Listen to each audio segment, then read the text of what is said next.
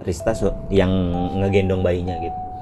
Nah, tiba-tiba dari luar kamar ada bayangan lewat. Dia tidur sambil duduk gitu. Anaknya udah di bawah. Dan anaknya udah meninggal dan udah dirubungin semua. Kalau di Bandung ya udah terkenal Aul namanya. Jadi dia itu sosoknya kayak serigala gitu. Terus bentuknya itu dominan manusia tapi mukanya serigala gitu. Kayak Wolverine gitu ya? Iya, kayak Wolverine gitu. Tapi bentuknya lebih kecil dari manusia. Tapi semenjak kejadian itu malah teror itu makin menjadi-jadi tuh. Kirain malah Selesai kan? Ini malah akan menjadi-jadi. Jadi yang suaranya bener-bener tadinya cuma di luar rumah, sekarang bener-bener di dalam rumah gitu. Pokoknya kalau kata Sigit, di cerita itu hal yang paling menakutkan adalah ketika ada tapak kaki itu dan terakhir dibisikin, Aku seneng kamu ada di sini.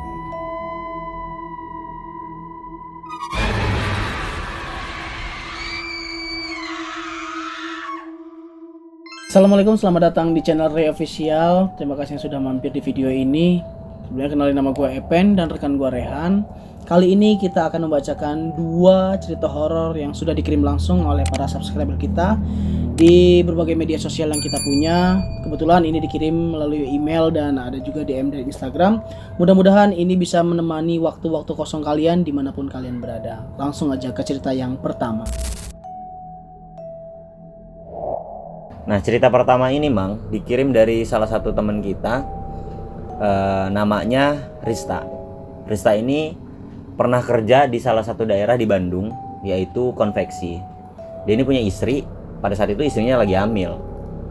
Nah, udah itu kejadian ini berawal dari malam-malam ketika dia pindah ke rumah yang ada di dekat konveksi itu. Jadi rumah konveksi, yang belum tahu kan konveksi itu kayak pembuatan kain gitu kan. Tadinya dia memang aman-aman aja di rumah konveksi itu. Nah, kejadian horor terjadi ketika dia pindah ke rumah sebelahnya yang di samping kuburan. Jadi rumahnya itu agak pelosok gitu. Di depannya kebun teh. Jadi serem banget kan. Istrinya ini sedang hamil dan di situ nggak ada bidan. Jadi cuman ada dukun beranak. Nah, pada saat itu umur kehamilan istrinya itu udah 9 bulan.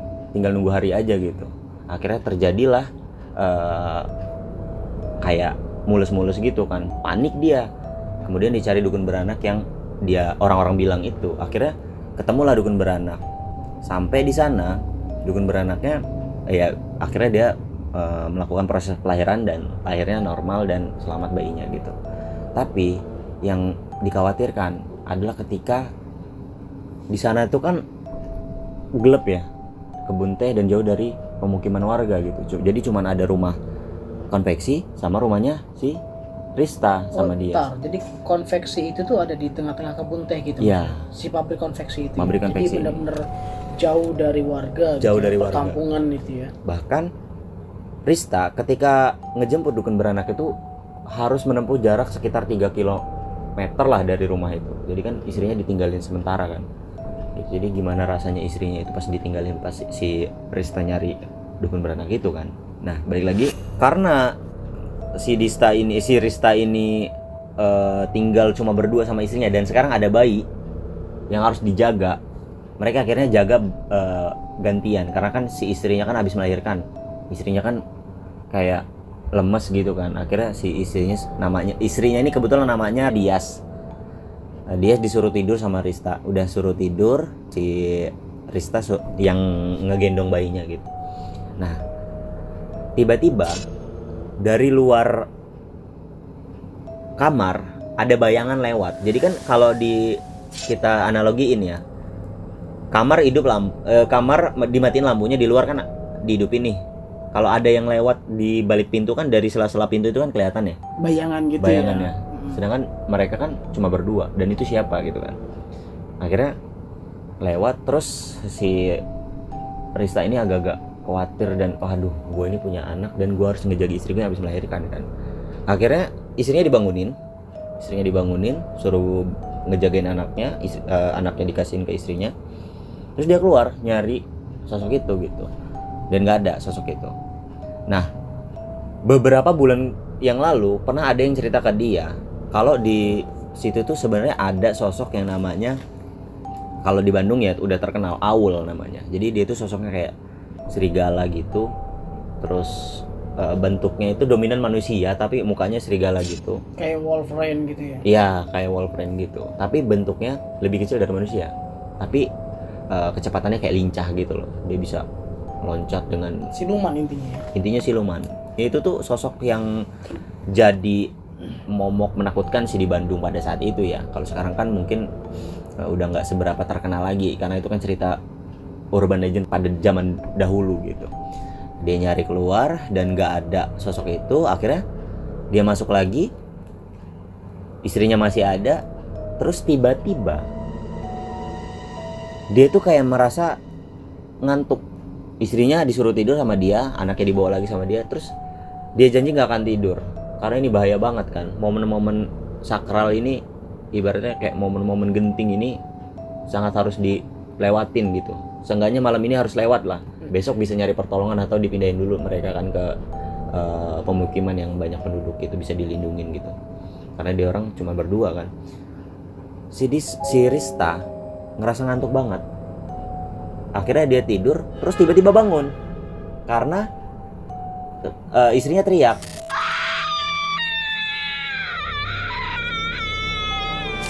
Jadi dia ngerasanya cuma lelap bentar terus langsung bangun karena istrinya teriak.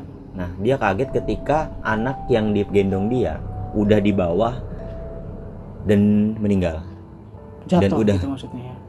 Kalau jatuhnya nggak tahu, soalnya dia kan kayak duduk gitu loh, duduk gini. Dia duduk nggak berdiri, dia tidur sambil duduk gitu. Anaknya udah di bawah dan anaknya udah meninggal dan udah dirubungin semut.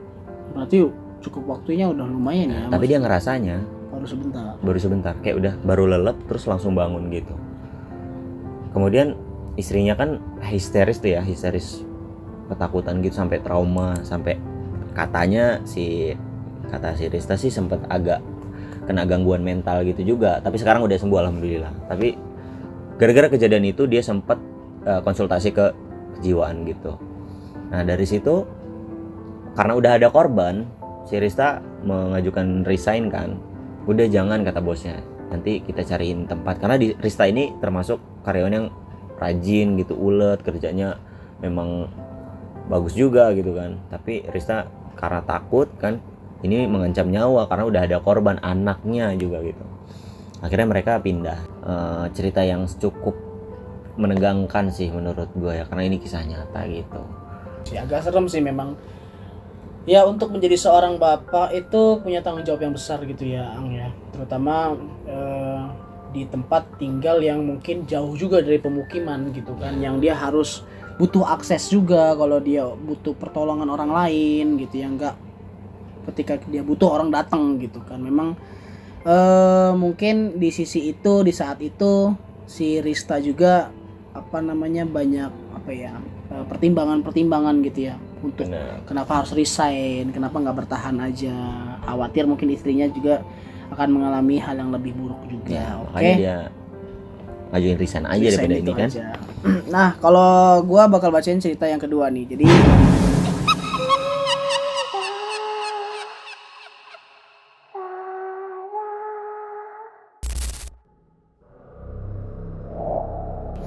ada nama akunnya itu Sigit Purnomo. Dia ngirim ke email kita. Jadi ceritanya gini, Sigit itu latar waktunya itu di tahun 2017-2018. Ceritanya tentang abah dia. Jadi dia punya kakek, dia manggilnya Abah Sobari. Okay. Nah, si Abah Sobari itu udah mulai sakit-sakitan di awal tahun 2018 gitu. Nah, Abah Sobari ini itu sebelum dianya sakit sampai di titik nggak bisa berdiri, jadi sakit tapi masih bisa duduk, sakit tapi masih bisa jalan walaupun dibopong, itu dia sempat nemuin keluarganya atau anak-anaknya gitu. Anaknya Abah Sobari itu kan banyak ya, lebih dari 5 kalau nggak salah katanya si Sigit itu, 6 atau 7 gitu. Dan nggak di Lampung aja, dia Abah Sobari itu keliling tuh, ada yang di Bogor, ada yang di Bandung, sampai di pokoknya hampir 1 tahun dia tuh nggak di Lampung, sampai dia sakit total itu pas COVID lagi marak-maraknya tuh. Dia nggak bisa pulang ke Lampung gitu. di awal-awal 2020 itu. Akhirnya dipaksain untuk benar-benar bisa pulang ke Lampung karena di sana nggak bisa diobatin, semua rumah sakit itu kan ditolak aksesnya. Iya. Akhirnya di pertengahan bulan puasa di tahun 2020 itu pulang dia ke Lampung. Nah, awal cerita horor itu adanya ketika si Abah Sobari itu pulang. Jadi Abah Sobari ini kan terkenal sakti ya.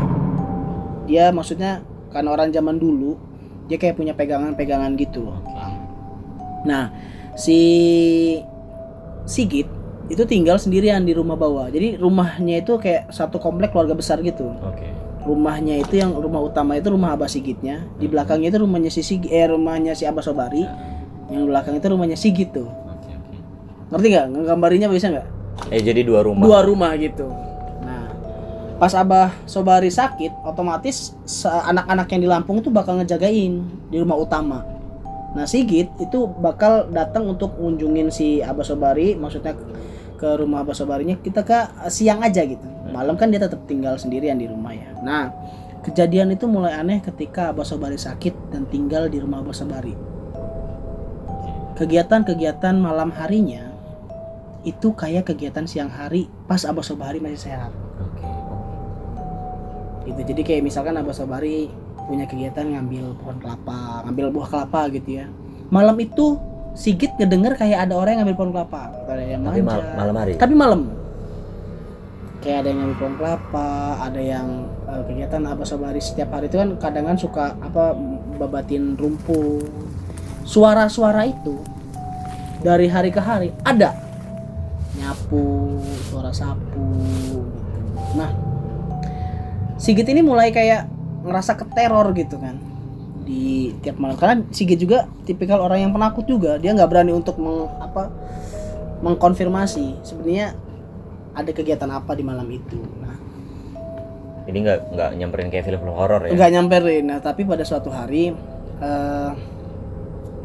dia itu sempat mau tidur dan ada aktivitas di kamar yang lain di rumah yang sama. Jadi di rumahnya Sigit itu kan ada 3 kamar. Di kamar yang lain, di kamar yang bukan Sigit tidurin, itu ada kegiatan kayak Padahal kosong. Karena kan orang-orang rumahnya Sigit ke atas. ke atas rumahnya tempat Abah Sobari karena ngejagain kan, takut namanya orang lagi sakaratul maut. Nah, itu ada kegiatan orang mukul ngerapihin spray kasur yang yang dirapihin terus dijatuhin ke kasur gitu. Suara itu ada. Nah, di situ Sigit nggak bisa tidur tuh dan coba untuk lihat gitu. Lihat ke kamar-kamar karena mungkin nggak keluar rumah ya. Jadi Sigit memberanikan diri lah. Dia ngelihat kamar dari satu kamar ke kamar yang lain yang nggak ada apa-apa.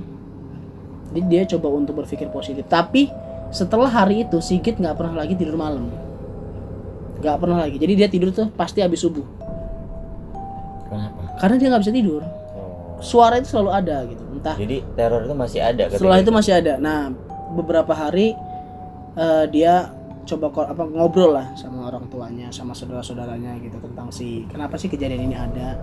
Terus mengulik lah sejarah si Abah Sobari ini. Terus Abah Sobari ini udah gak bisa ngomong. Jadi dia tuh udah pakai selang gitu. Nah, cobalah untuk dikonfirmasi ke maksudnya kiai, ustadz gitu. Maksudnya ada nggak suatu amalan atau suatu hal yang dia itu ngeganggu Abah Sobari juga untuk mungkin ninggalin dunia ini gitu. Sehingga yang nggak lagi berat juga untuk dianya gitu. Karena mungkin selama ini untuk dia sakaratul maut antara hidup dan mati itu kan berat karena mungkin ada yang diberatkan di dunia kan. Oke, benar. Kata Pak Ustadz, coba untuk dicari-cari di di rumah gitu, ada nggak barang-barang yang mungkin Abah Sobari simpen gitu. Akhirnya mulai dicari-cari. Benar, Abah Sobari itu punya beberapa barang-barang yang unik aneh gitu, tapi ada gitu.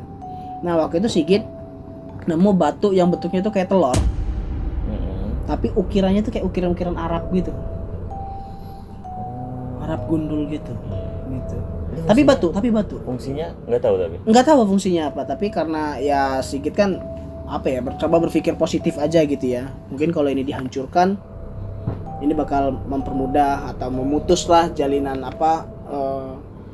perserikatan antara Abah Sobari dengan hal-hal mistis. Dihancurin lah, dipukul, dihancurin, intinya dipalu lah. Tapi semenjak kejadian itu malah teror itu makin menjadi-jadi tuh.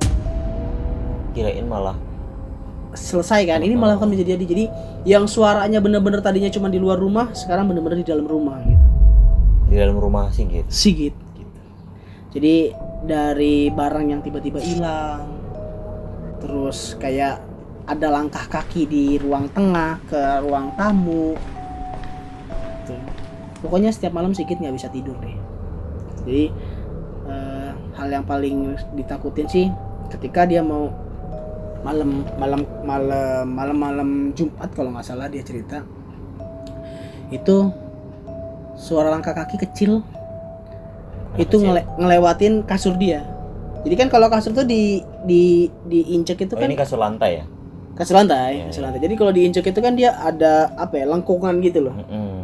Kalau ditekan gitu ya. Nah, dia tidur di situ gitu. Kelihatan kan, yang nggak tiduran aja, mau tidur cuman nggak bisa tidur. Nah, kasur tuh kayak ada tekanan gitu. Pelan. Tapi anak kecil. Kecil Tapi bukan kucing kan? Tapi bukan kucing. Gitu. Kayak perasaannya si Sigit yang nggak bisa kemana-mana ya.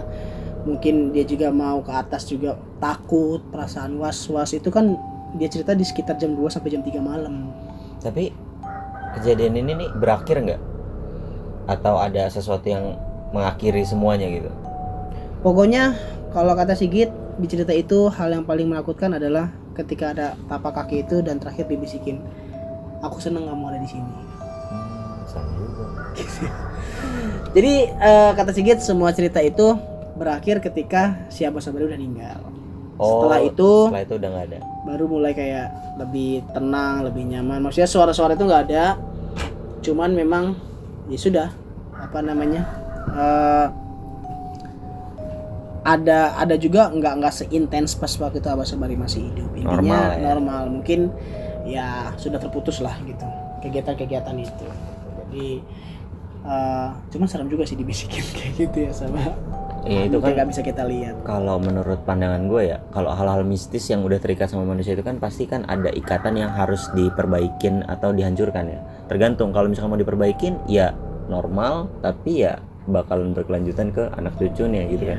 Kalau mau dihancurkan ya itu gangguan-gangguannya bakalan lebih kejam gitu. Atau kalau dia nggak nyaman. Kalau kata Sigit sih ini kan nasab ya, turunan gitu. Jadi entah dari kakeknya si Abah Sobari atau bapaknya Abah Sobari pernah nurunin.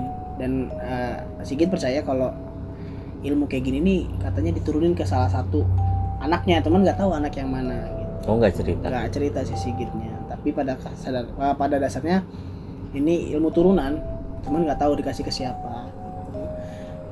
Ya intinya Sigit sudah nyaman, sudah aman hidup ya? kembali lah, sudah aman.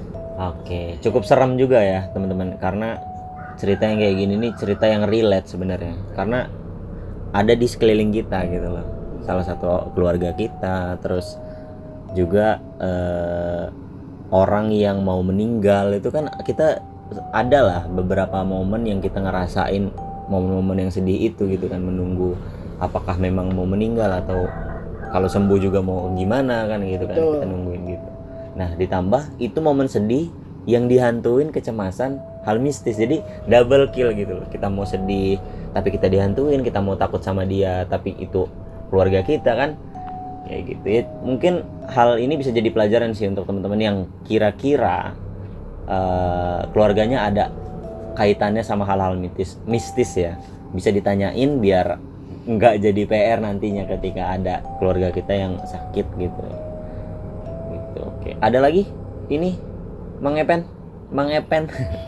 Udah sih itu aja sih. Nanti mungkin untuk kawan-kawan semua yang nonton, kalau pengen berbagi cerita yang pengen dibacain cerita horornya, bisa dikirim juga langsung di email atau di email sosial kita, media reofficial63 nanti kita tulis .com, nanti kirim aja lewat email atau bisa komen di YouTube kita Reofficial, atau bisa klik di Instagram kita. Ya, nanti Instagram Rizky bisa, Instagram gua bisa, atau Instagram Rehan Nanti juga kita bisa. tulis di bawah sini.